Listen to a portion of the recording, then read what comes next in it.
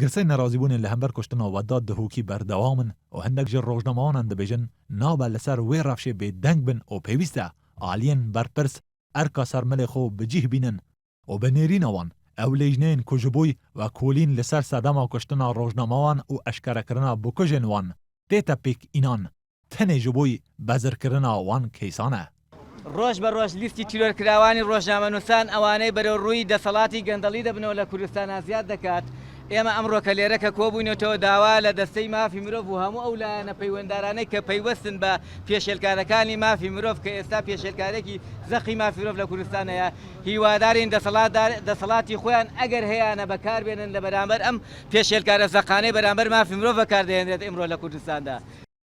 هندک جی رخراوین جواکا سویل و هر وسا چالکبان و روزنامه‌ان لبردر آواهیا دسته یا سربخویا مافی مروان کومبون و گازنده جی حکومت حریم گرتن که حتی نه هلویست کرون لسر وی باره چه نبویه و تن سازیه که روزنامه‌ان هوا خو بودا دبن دسته یا سربخویا مافی مروانه. سروک وی سازیه جی دبیجه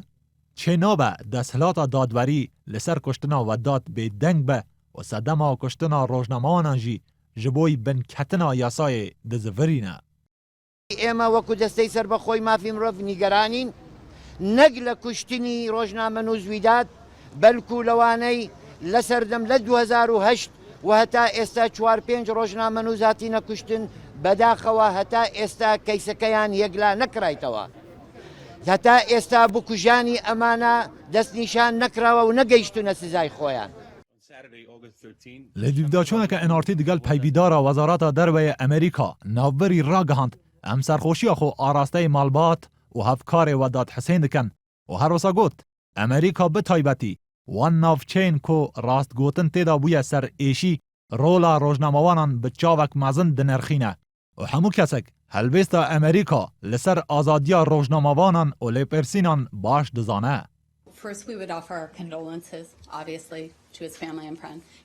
سەرەتا پرسە و سەرخۆشی خۆمان ئاراستی خێزان و هاوڕێکانی ویداد حسێن ئەکەین. ئەمریکا لە جیهان و بەتایبەتیش لەو ناوچانەی کە بابەتی شەفافێت تێدایە بۆتە کێشە و ڕۆڵی گرنگی ڕۆژنامەوانی و ڕۆژنامەنووسانی ئازای بەرەکانی پێشەوەی جەنگ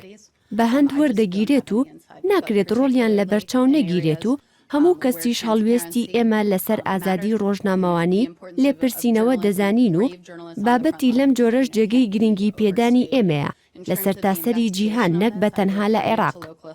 وداد حسین ناسکری به وداد دهوکی لروجا 13 تباغا ایسال و پاش دیارنمان بو دمک کرد ترموی لسر ریکا سمیل دهوکی هاتا دیتن مالباتا ناوری دبیجن کوریوان چه پسکریکک دگل کسک چن نبویه و تن جبر کار خو و دبن اشکنجه دا هاتیه کشتن. روژا 14 وی هیوی